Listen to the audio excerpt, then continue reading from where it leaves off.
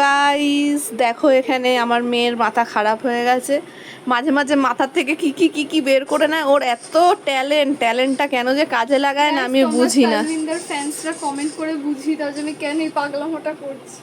ওকে কতবার বলি এত তোর হাতের আর্ট ভালো, তুই আঁকাটা শেখ, কন্টিনিউ কর, সেটা কিছুতেই করে না। এখন বলছে আবার করবে, জানি না, ওর 2 মিনিটের ইচ্ছা।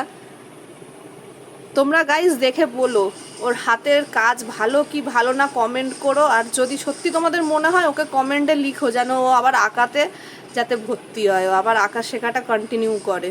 কত সুন্দর, আমি দেখে ভাবি যে ওর এত ভালো ট্যালেন্ট। আমি তো কিচ্ছু করতে পারি না, আমার হাতের কাজ সত্যি আমার হাতে কোনো গুণ নেই। হ্যাঁ একটাই গুণ আছে, আমি রান্নাটা ভালো করতে পারি, বাট সেলাই বলো আঁকা বলো কিছুতেই আমার ট্যালেন্ট নেই, আমি নিজেই বলছি।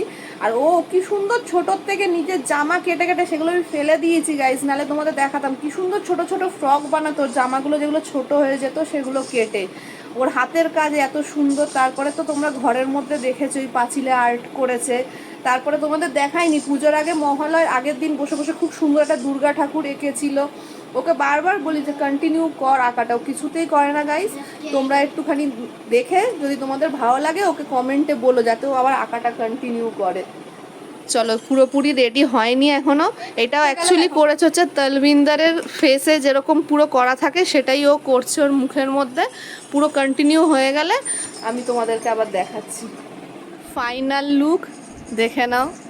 এটা এরকম নাকি তলবিন্দার নাকি তার ফেসের উপর এরকমই এঁকে থাকে, আমি তো অত দেখিও নি কোনোদিন, আজকেও দেখালো তলবিন্দারকে, তো আমি দেখলাম তো সবাই নাকি করছে। তো তোমরাও দেখে কমেন্টে জানিও যে ওর মানে যে লুকটা বানিয়েছে সেম টু সেম হয়েছে কি না। আর ওর যদি এই আঁকাঝোঁকা এইসবগুলো ভালো লাগে তাহলে কমেন্টে ওকে একটু বলো যাতে আবার যাতে ভর্তি হয়ে যায় ও আঁকাটা শেখে যাতে। তো বাই বাই, গুড নাইট।